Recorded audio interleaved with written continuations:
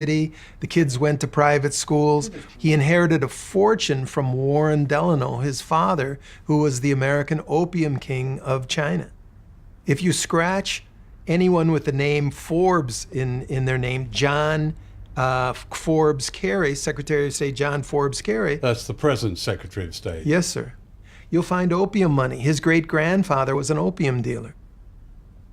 How big was opium money? Opium money built the first industrial city in the United States, Lowell, Massachusetts. It built the first 5 railroads in the United States. Opium money all over the East Coast, but it wasn't talked about. It was called the China trade. And if you go to various museums, you can see teas and silks exhibited, and they keep quiet about all that big opium money. In the scramble to get opium money, China was invaded and colonized by Britain and the other imperial powers.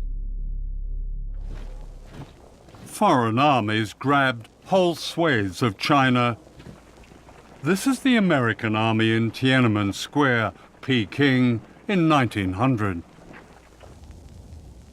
Great cities like Shanghai were taken over and declared concessions, and foreigners lived a life of privilege and luxury amidst terrible poverty imposed on the Chinese.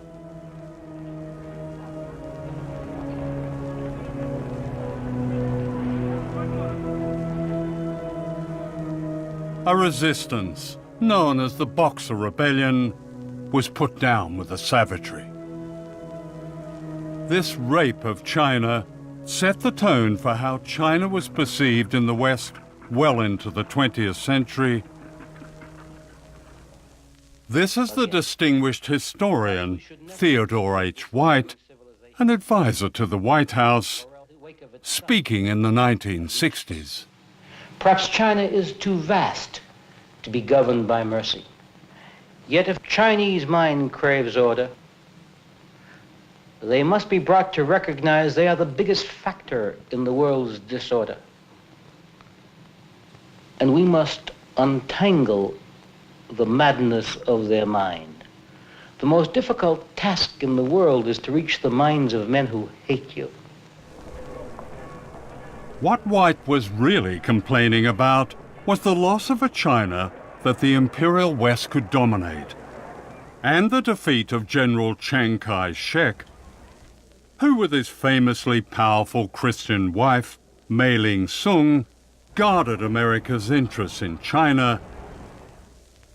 That is, until they were thrown out in 1949 by a communist revolution led by Mao Zedong. Mao had beaten Chiang Kai-shek 3 times in huge battles involving millions of combatants. Mao was a winner in this contest from the early 1930s on, but we knew very little about it, and people don't understand that even today.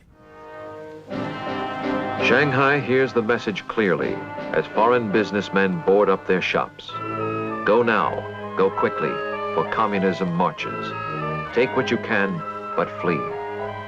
In pell-mell haste, the Western powers evacuate the city they have built, for good and bad alike must leave.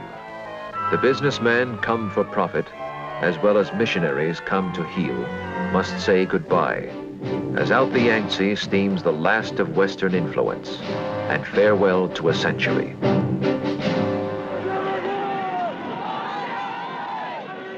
Even today, it's difficult to understand the paranoia ignited by Mao's revolution. As we look at China on the map, we can see that China is the basic cause of all of our troubles in Asia. I believe that for the sake of our safety, it is necessary to be prepared for the possibility of a Chinese missile attack